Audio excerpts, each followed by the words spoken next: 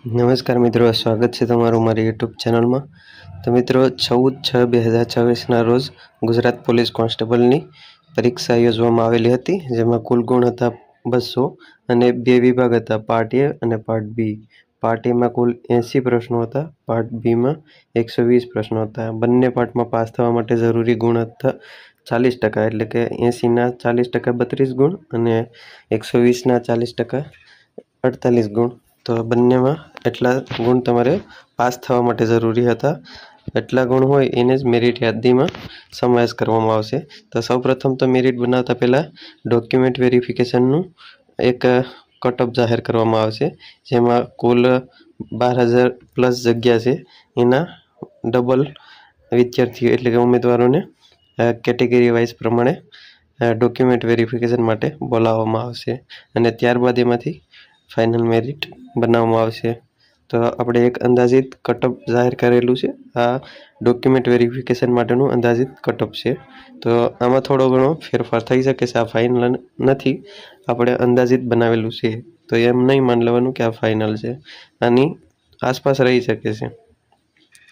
તો કેટેગરી આપેલી છે, આમાં પહેલી જનરલ આપેલી છે, એમાં પુરુષનું કટઓફ રહી શકે છે 112થી 118ની વચ્ચે, કારણ કે આ વખતેનું પેપર થોડું ઇઝી બધાને લાગ્યું છે।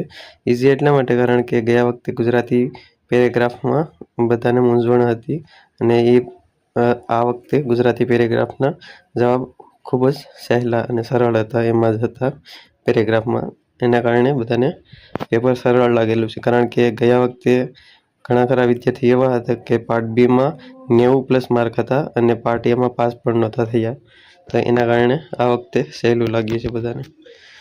તો જનરલમાં પુરુષનું 112થી 118 રહી શકે છે, જનરલ મહિલા ઉમેદવારનું 98થી 104ની વચ્ચે રહી શકે છે અને માજી સૈનિકમાં 88થી 94। ઓબીસીમાં આપણે જોઈએ તો ઓબીસીનું હંમેશા જનરલ કેટેગરીની આસપાસ જ રહેતું હોય છે, કારણ કે ઓબીસીની જે સ્પર્ધા છે એ ખૂબ જ વધારે છે સંખ્યાના આધારે। ઓબીસીના ઉમેદવારો ખૂબ વધારે તૈયારી કરી રહ્યા છે સ્પર્ધાત્મક પરીક્ષાઓની, તો જેના કારણે એનું મેરિટ છે એ હંમેશા જનરલ કેટેગરીની આસપાસ જ રહેતું હોય છે। ઓબીસીનું પુરુષોમાં 106થી 112ની વચ્ચે કટઓફ રહી શકે છે, મહિલામાં ઓબીસીમાં 92થી 97 અને માજી સૈનિકમાં 82થી 87। ઈડબ્લ્યુએસની વાત કરીએ તો એમાં પુરુષમાં 103થી 108, મહિલામાં ઈડબ્લ્યુએસમાં 90થી 94ની વચ્ચે, માજી સૈનિકમાં ઈડબ્લ્યુએસમાં 40થી 84, એસસીમાં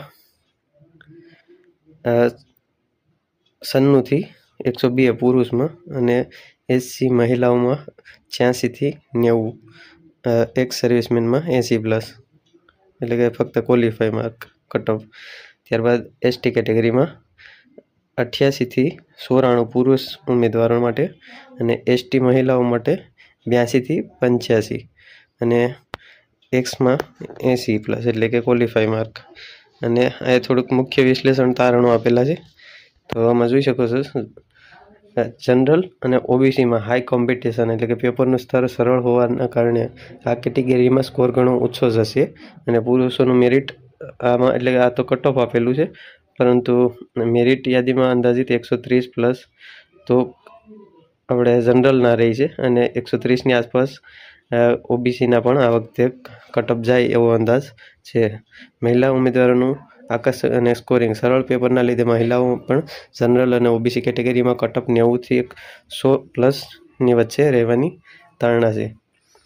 તો લઘુત્તમ ક્વોલિફાય માર્ક્સ એસસી એસટી અને માજી સૈનિકમાં જો ઉમેદવારોની સંખ્યા ઓછી હશે તો મેરિટ ઓફિશિયલ પાસિંગ માર્ક્સ 80ની બિલકુલ નજીક રહેશે, જે આ કટઓફ છે એ આપણે ડોક્યુમેન્ટ વેરિફિકેશનનું। તો આ એક અંદાજિત કટઓફ હતું।